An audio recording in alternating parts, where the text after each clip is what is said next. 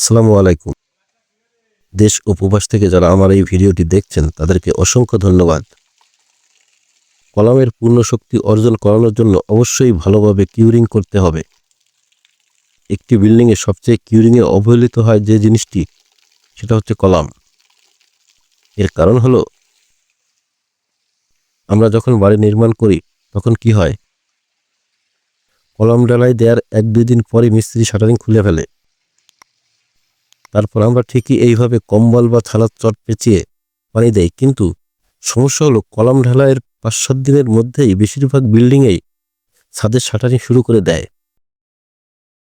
5-7 দিন পানি দেওয়ার পরই ফ্লোরে ছাদের শাটারিংয়ের বাঁশ ভরে যায়, তারপর আর পানি দেওয়া হয় না। কিন্তু এটা মোটেও ঠিক না। কলামে কমপক্ষে 15 দিন তো আপনাকে পানি দিতেই হবে। সবচেয়ে ভালো হয় 28 দিন ভেজালে। কলাম হচ্ছে একটা বিল্ডিংয়ের পা, যেটার উপর ভর দিয়ে বিল্ডিং দাঁড়িয়ে থাকে। তাই অবশ্যই ভালোভাবে কিউরিং করতে হবে। কলামে যেভাবে কিউরিং করবেন, কলামে দিনে 5 থেকে 7 বার এভাবে ভেজাতে হবে। কারণ এই সব কম্বলগুলো একবার ভেজালে সর্বোচ্চ 2 থেকে 3 ঘন্টা ভেজা থাকে, এর বেশি ভেজা থাকে না, বাতাসেই শুকিয়ে যায়।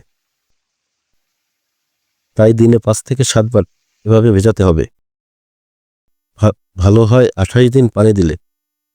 সম্ভব না হলে কমপক্ষে 15 দিন তো আপনাকে পানি দিতেই হবে, না হলে কলাম পূর্ণ শক্তি অর্জন করতে পারবে না। মনে রাখবেন, পানি হচ্ছে কনক্রিটের প্রাণ। একটি কনক্রিট পূর্ণ শক্তি অর্জন করে 28 দিন পানি দিলে। সবচেয়ে ভালো হয় কলাম ঢালাইয়ের পরপরই আপনারা ফ্লোর ঢালাইয়ের কাজটা করে ফেলবেন। তাহলে দুইটা একই সাথে কিউরিং হয়ে যাবে, আর আলাদা আলাদাভাবে কিউরিং করা লাগবে না। আর কিউরিং সম্পর্কিত একটা জিনিস, যাদের হাতে সময় থাকে না বারবার পানি দেওয়ার, তারা করবেন কি,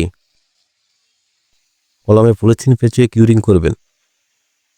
তাহলে বারবার পানি দিতে হবে না, দিনে 1 থেকে 2 বার পানি দিলেই চলবে।